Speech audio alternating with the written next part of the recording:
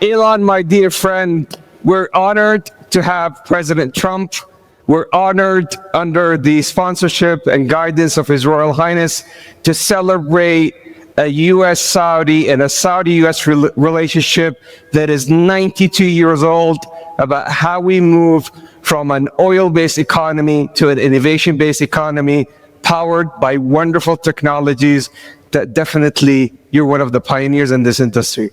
We just showed to His Royal Highness some of your Optimus robots, and to President Trump. Let's talk about that. Tell me about them. Yes, so we just showed several of our Tesla Optimus robots to His Highness and President Trump, and I think they were very impressed. In fact, one of our robots did the Trump dance, which I thought was pretty cool. The YMCA, yeah? Yeah, to YMCA. So yeah, our robots can dance, they can walk around, they can interact. I think we're headed to a radically different world. I think a good world, an interesting world. My prediction actually for humanoid robots is that ultimately there will be tens of billions. I think everyone will want to have their personal robot. You can think of it like as though you had your own personal C-3PO or R2-D2, but even better. Then who wouldn't want to have their own personal C-3PO, R2-D2? That would be pretty great. I also think it unlocks an immense amount of economic potential, because when you think about what is the output of an economy, it is productivity per capita times population per capita.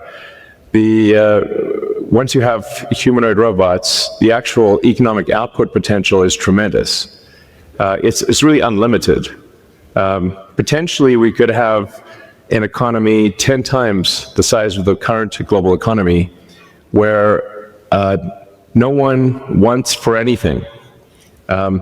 Sometimes in AI they talk about universal basic income. I think it's actually going to be universal high income, where anyone can have any goods or services that they want. A science fiction book recommendation that I have, which I think is probably the best envisioning of an AI future, is the culture books by Ian Banks. Very highly recommended for a non-dystopian view of the future. Now, there obviously are some risks, which illustrate perhaps if we don't do this right, you can have like a James Cameron sort of movie, Terminator. We don't want that one. But having sort of a Star Trek future would be great, where we're out there exploring the stars, discovering the nature of the universe, and a level of prosperity and hopefully happiness that we can't quite imagine yet. So I'm very excited about the future, and very glad to be here. Thank you for having me. It's our absolute pleasure. And His Royal Highness was talking to you about his vision and his dream to increase productivity for the Kingdom of Saudi Arabia and power up the region and the whole world with robotics, but also on robo-taxis. So how are we doing on robo-taxis?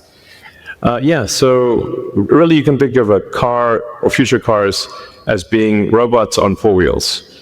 And I think it would be very exciting to have autonomous vehicles here in the kingdom. Indeed. If you're amenable. You heard it here from Elon. He's bringing his robo-taxi to the kingdom. Yeah.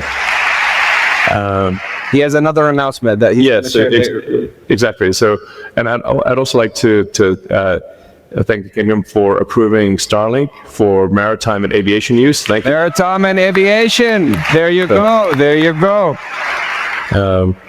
So you're going to bring us robots to help us increase our productivity, robo-taxis to make sure that our cars and assets turn into a cash-generating unit, and Starlink to reform our aviation and maritime. Talk about XAI. Absolutely. But I should want to mention also something that may be worth considering is tunnels. Tunnels. The Boring Company. I have this company called The Boring Company, which sounds kind of boring, but it literally bores tunnels. And actually, tunnels, in order to solve traffic, you really need to go 3D with roads. And by using tunnels, you can essentially create like a wormhole, like a warp tunnel from one part of a city to another and alleviate traffic. And we've actually already done this proof of concept in Vegas. So there are working tunnels in Las Vegas that you can use where that'll just, it feels like teleporting from one part of Vegas to another. So I always say that, my joke is like tunnels are underappreciated. It's a bit of a, not always a hit, but